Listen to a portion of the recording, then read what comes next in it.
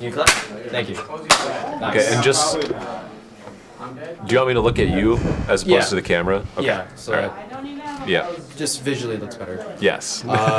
So do you want to introduce yourself? Sure. I am Mr. Stererson of Bayport High School. I am a JV boys soccer coach and a esports general manager and Fortnite coach, apparently. So I'm just going to ask you a couple questions just about, your teaching and esports as well. What do you think influenced you to become a teacher?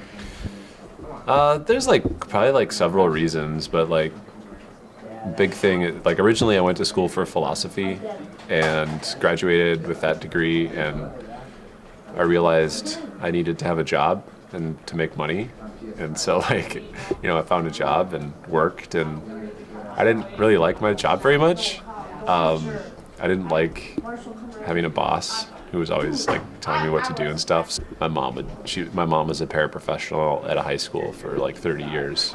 I always be thinking about her getting off work and having summers off. And so I kind of went back to school to be a teacher, and here we are now. I teach a class called Theory of Knowledge, which is kind of like philosophy, but I'm inching ever so closely toward my goal of teaching a philosophy class at the high school level.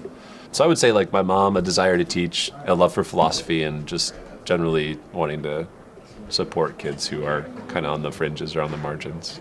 Next question. Did you play any video games as a kid? And if so, what did you play? My dad comes from a family of 5 brothers, and 3 of my uncles bought me and my brother a Nintendo when I was 4 or 6 or 8 years old, somewhere in there. And that was awesome. My mom hated it because my mom never liked games until older, when I was older.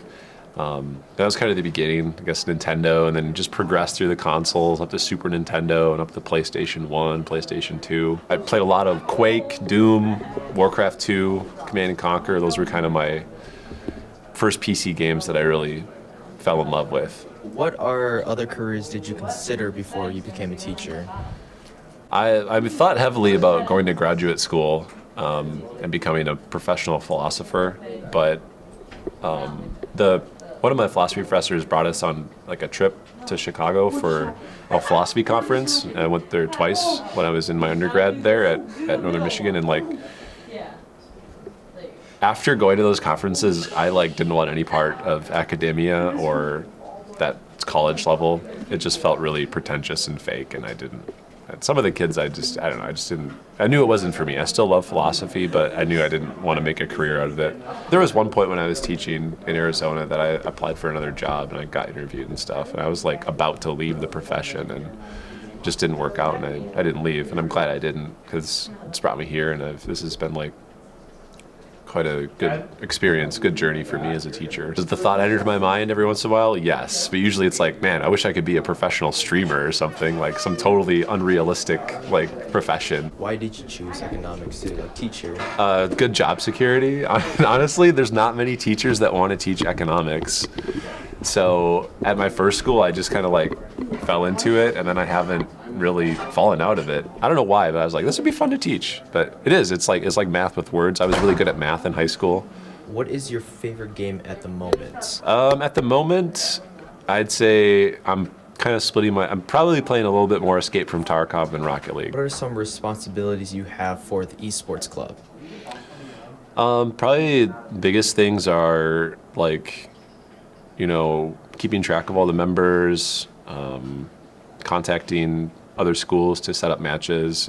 I try to take as much off of the coaches' plates as possible by organizing their matches, reaching out to other coaches, setting up match times. But then there's also the fundraising side of things. Many students admire you. How do you make those connections? So I read that question and I was kind of students admire me, question mark. That's not something I ever really thought about, I guess. But building relationships and connecting with students is super important for teaching, and I think it's something that all teachers try to do in their own ways. For me, I feel the fact that we all kind of have a common interest with the club that helps me with lots of students. But I appreciate that question. It's always good to know that you're making some kind of difference with your students. Yeah.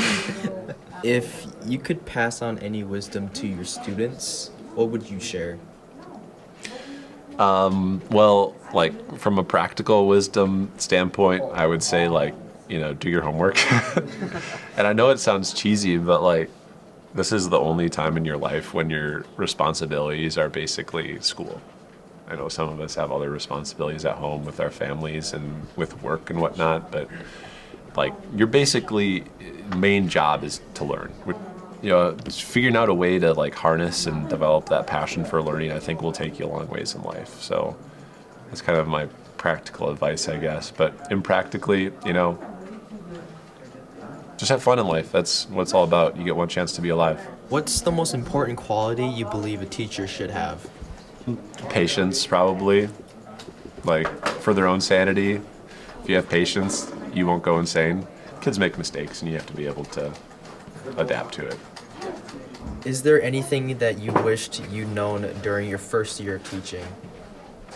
It's hard for me to not answer this question like cynically and sarcastic. Like, I wish I knew that. It didn't pay very well, but I knew that going into it. So, tell myself like, don't forget all of these cool things that you're experimenting with and doing for the first time. Like, save them somewhere so you can do them again in the future and build on them. Last question here. Explain what is the esports room, like what's it all about? It's something that I've inherited, and so for better or worse, and really mostly for better, but from first year last year, it's all about gaming. So kind of like my vision for the club, I guess, is it's not just for esports and video games. It's also for esports club is also for casual gamers. It's not just competitive. And so I'm seeing esports as like a really big circle that can include all these different types of gamers. Yeah, that was pretty much it. Okay. All right. Cool. Thanks.